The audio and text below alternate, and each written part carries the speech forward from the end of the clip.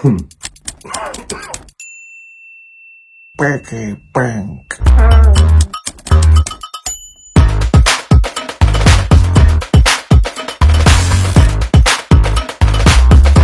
Welcome to Piggy Bank. Piggy Bank.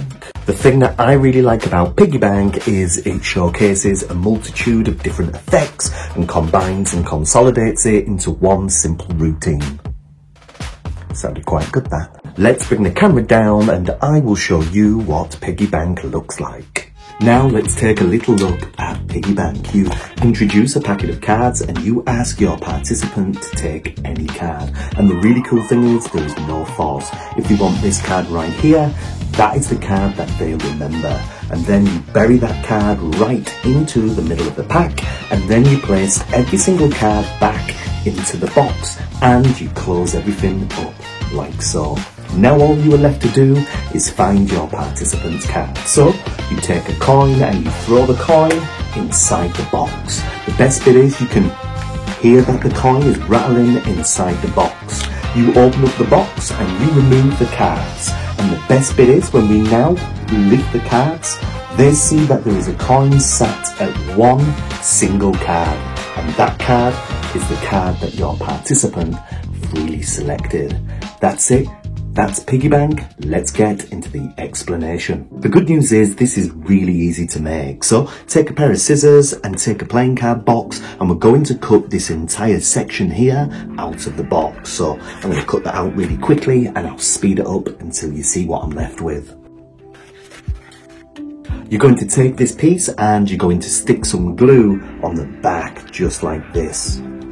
Alright, now all I'm going to do is mix this glue evenly with my finger. So I'm going to spread that around just like so.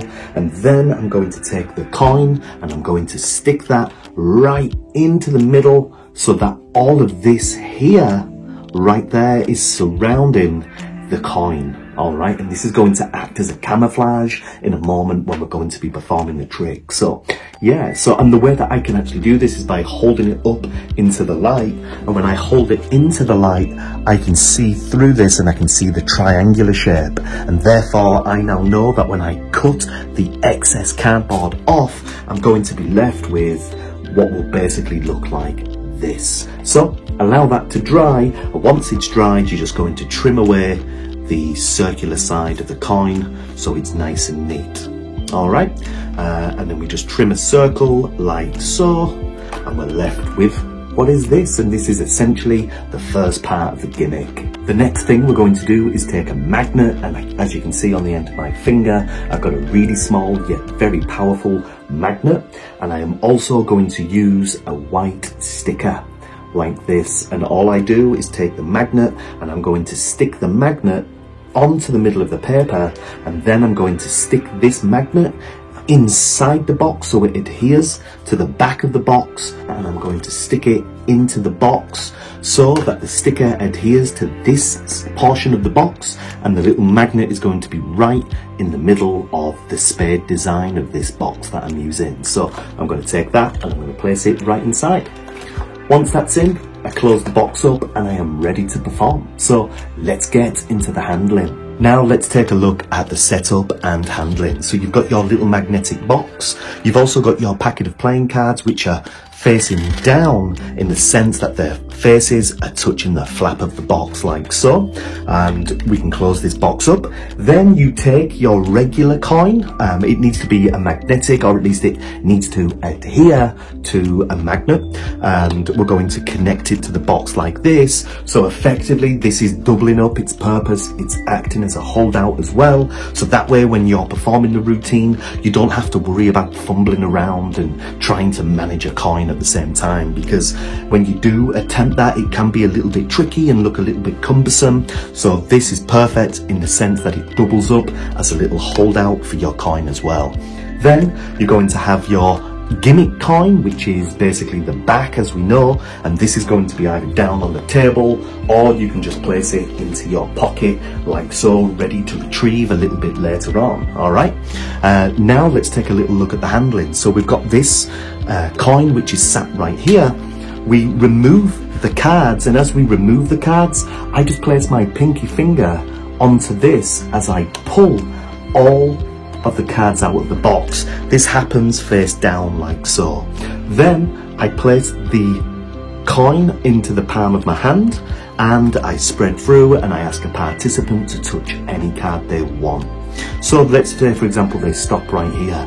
My fingers now take the coin and they slide the coin over here, but this all happens as it's face down, and what you get is this nice little display of them selecting the card. So they stop right here, you ask them, is it this card you want? I've now got the coin and I just slide that back underneath this portion, but nobody is aware of this whatsoever. So they select this card, they can sign it as well if they want to. However, I just usually push it out and I ask them to lock that card in mind. Now all I'm going to do is place this back on top of the whole selection, so everything just goes back, and there is a break here, so if you pull down with your finger, this is going to really help disguise that little break. And if you give the whole deck a good squeeze as you pick up the box, nobody's really going to see this. So now we pick this up and again we put it in so it's face down.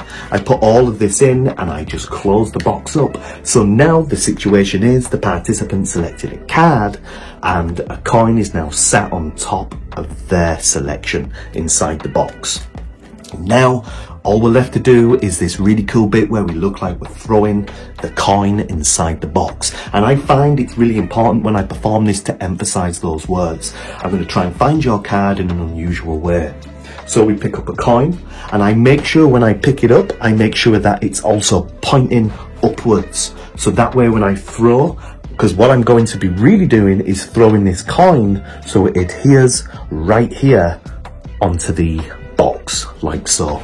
All right, so we've got this little impression of it being thrown inside the box and it just looks really, really nice. Now grip the box here and give it a little shake. But what's really happening is this. When I give it a little shake, I'm just going to adjust this so it's nice and neat like so. All right, and that all happens as I'm showing and letting the participant and the audience hear that the coin is inside the box. So now this is all neatened up and all I'm left to do, I'm going to very quickly flash the back of the box, and don't do it for too long. All right, don't stand there and definitely don't let them see the bottom here. All right, it doesn't have to be long at all. So they see that going in, they can hear it inside the box, and then we give it a quick flash. All right, and you can do it in anywhere that you want, just to give it that quick flash.